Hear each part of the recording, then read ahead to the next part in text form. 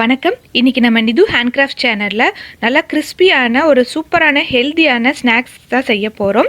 Crispy corn இது வந்து ரெஸ்டாரண்ட்லலாம் ஸ்டார்ட்டர்ஸா கொடுப்பாங்க. பார்பிக்யூ நேஷன்ல கூட இந்த கிறிஸ்பி கார்ன் கிடைக்கும். இப்போ இந்த கிறிஸ்பி கார்ன் எப்படி செய்யறதுன்னு பார்க்கறதுக்கு முன்னாடி நம்ம சேனல் இதுவரைக்கும் சப்ஸ்கிரைப் பண்ணாம பார்த்துட்டு இருக்கீங்கன்னா மறக்காம சப்ஸ்கிரைப் பண்ணிட்டு பக்கத்துல இருக்க பெல் ஐகானையும் கிளிக் பண்ணுங்க. அப்பதான் நம்ம போடுற வீடியோ உங்களுக்கு நோட்டிஃபிகேஷன்ல கிடைக்கும். இப்போ இந்த கிறிஸ்பி கார்ன் செய்யறதுக்கு நம்ம வந்து ஸ்வீட் கார்ன் எடுத்துக்கலாம். நம்ம நார்மல் கார்னில் செய்கிறத விட ஸ்வீட் கார்னில் செஞ்சால் தான் நல்லாயிருக்கும். இப்போ இது வந்து 2 இன்ச்சு நீளத்துக்கு நான் நீளமாக கட் பண்ணிக்கிறேன். நம்ம தனித்தனியாக ஒவ்வொரு கார்னாக கூட உதிர்த்து எடுத்துக்கலாம். ஆனால் நான் வந்து இந்த ஸ்டிக்கில் லாலிபாப் மாதிரி ஸ்டிக் பண்ணி எடுக்க போகிறோம். அதனால் நான் 2 இன்ச்சு நீளத்துக்கு கட் பண்ணி எடுத்துக்க போகிறோம். இப்போ ஒரு 3 பீஸ் 2 இன்ச்சு நீளத்துக்கு எடுத்திருக்கோம். இதை ஃபஸ்ட்டு 2ஆக கட் பண்ணி எடுத்துக்கலாம். அப்போ உதுத்து எடுக்கிறதுக்கு நமக்கு ஈஸியாக இருக்கும். நீங்கள் ஒவ்வொரு காணா உதுக்கிறதா இருந்தாலும் இந்த மாதிரி 2ஆக கட் பண்ணிவிட்டு உதுத்தா ஈஸியாக இருக்கும். இப்போ இந்த மாதிரி நம்ம ஸ்டிக் பண்ணி எடுக்க போகிறோம். அது எப்படின்னு பார்த்துக்கலாம். நம்ம ஒரு டூத்பிக் எடுத்துகிட்டு அந்த கானோட சென்டரில் வச்சு லைட்டாக ப்ரெஸ் பண்ணிகிட்டே வந்தீங்கன்னா கீழே வரைக்கும் வந்துடும். இந்த மாதிரி வந்ததுக்கப்புறம் கை வச்சு லைட்டாக அழுத்தி விட்டாலே இந்த கார்ன் வந்து ஸ்டிக்கோடு அப்படியே வந்துடும். இப்போ பார்க்குறக்கு அந்த ஸ்டிக்கோடு இருக்கும்போது லாலிபாப் மாதிரி இருக்கும். குழந்தைங்களே விரும்பி சாப்பிடுவாங்க. பார்க்குறக்கு அழகாகவும் இருக்கும் டெக்கரேட்டிவாக. அப்படி இல்லைன்னா நம்ம ஒவ்வொரு கானா உதுத்து கூட எடுத்துக்கலாம். இந்த மாதிரி நமக்கு எந்த மெத்தடில் வேணாலும் கிறிஸ்பியாக செஞ்சுக்க முடியும். இந்த மாதிரி எல்லா கானையும் நம்ம ஸ்டிக் பண்ணியோ அல்லது உதுத்து எடுத்துக்கலாம் ஃபஸ்ட்டு. இப்போ எல்லா கானையும் நான் ஸ்டிக் பண்ணி எடுத்து வச்சுட்டு கொஞ்சம் உதுத்து வச்சுருக்கேன். இதை ஃபஸ்ட்டு ஒரு பவுலுக்கு மாற்றி எடுத்துக்கலாம். அதுக்கப்புறம் இதை வேக வச்சு எடுக்க போகிறோம். அதுக்காக ஒரு பவுலில் கொஞ்சம் தண்ணியை நான் கொதிக்க வச்சுருக்கிறேன். தண்ணி இந்த அளவுக்கு நல்லா கொதிச்சதுக்கப்புறம் இதில் ஒரு 1/2 டீஸ்பூன் அளவுக்கு உப்பு சேர்த்திக்கலாம். லைட்டாக உப்பு இருந்தால் போதும். இப்போ ஆல்ரெடி உதுத்து வச்சுருக்கேன் இந்த கார்ன் எல்லாத்தையும் இந்த சுடுதண்ணியில் சேர்த்து ஒரு 2லேருந்து 3 நிமிஷம் வேக விட்டு எடுத்துக்கலாம். முழுசாக வெந்துடக்கூடாது, 3/4 பதம் வெந்தால் போதும். ஏன்னா இதுக்கப்புறம் எண்ணெயில் போட்டு நம்ம பொரிச்சு எடுப்போம். இப்போ சரியாக 2 நிமிஷம் ஆயிருக்கு. நமக்கு கார்ன் எல்லாமே 3/4 பதத்துக்கு வெந்து கலர் பாருங்கள் மாறி வந்திருக்கு. இப்போ தண்ணியை நம்ம நல்லா வடித்து எடுத்து ஒரு பவுலுக்கு மாற்றிக்கலாம். தண்ணி சொட்டு சொட்டாக விழுகவே கூடாது, நல்லா வடித்து எடுத்துக்கணும்.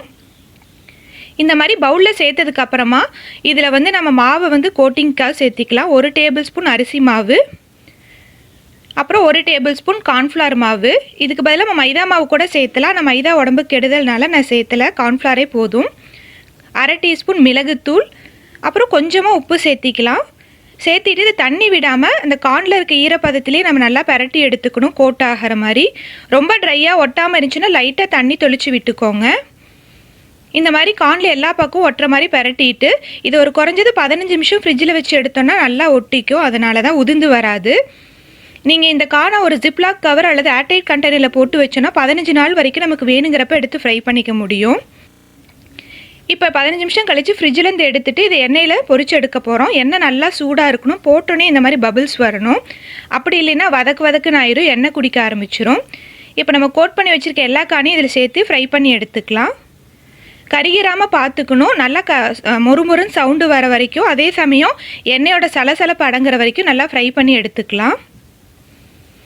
இப்போ பாருங்கள், எண்ணெயோட சலசலப்பு அடங்கிருச்சு. நல்லா மொறுமொறுங்கிற சவுண்டு, அந்த கிறிஸ்பியான சவுண்டு கேட்குது. இப்போ இது எண்ணெயிலேருந்து வெளியே எடுத்துக்கலாம். எடுத்து ஒரு டிஷ்யூ பேப்பர்லேயோ பவுல்லையோ போட்டு வச்சுக்கலாம்.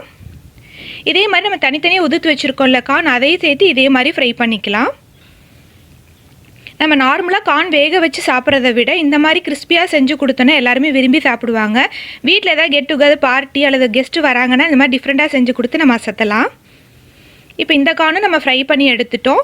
இப்போ இதில் கொஞ்சம் மசாலா தூவுனா இன்னும் கொஞ்சம் டேஸ்ட் என்ஹான்ஸ் பண்ணி கொடுக்கும். அதுக்காக ஒரு சின்ன பவுலில் ஒரு 1/2 டீஸ்பூன் அளவுக்கு மிளகாத்தூள், 1/2 டீஸ்பூன் சாட் மசாலா, 1/4 டீஸ்பூன் மிளகுத்தூள், 1/4 டீஸ்பூன் ஜீரகத்தூள், உப்பு தேவையான அளவுக்கு இதெல்லாத்தையும் சேர்த்து நல்லா கலந்து விட்டுறலாம். நீங்கள் குழந்தைங்களுக்கு கொடுக்குறதா இருந்தால் ஃப்ரை பண்ண கார்ன் அப்படியே கொடுத்துக்கலாம். நம்மளாம் சாப்பிட்றதா இருந்தால் இந்த மசாலா சேர்த்திக்கலாம்.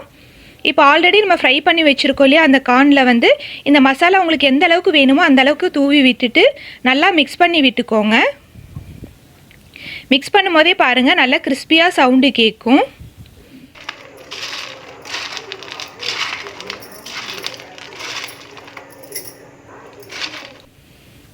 இது உங்கள் காரத்துக்கு ஏற்ப மசாலாவை சேர்த்து விட்டுக்கோங்க. லாஸ்ட்டாக உங்களுக்கு டேஸ்ட்டுக்கு வேணும் அப்படின்னா, புளிப்பு டேஸ்ட் வேணும்னா இந்த மாதிரி ஒரு 2-3 ட்ராப் எலுமிச்சம்பழ சாறு சேர்த்திட்டு கொஞ்சமாக மேலே கொத்தமல்லி தழை தூவிட்டு சர்வ் பண்ணிக்கலாம். நமக்கு சூப்பரான கிறிஸ்பி கார்ன் ரெடி. இது கண்டிப்பாக நீங்கள் ட்ரை பண்ணி பார்த்துட்டு உங்கள் கமெண்ட்ஸை கமெண்ட் பாக்ஸில் போஸ்ட் பண்ணுங்கள்.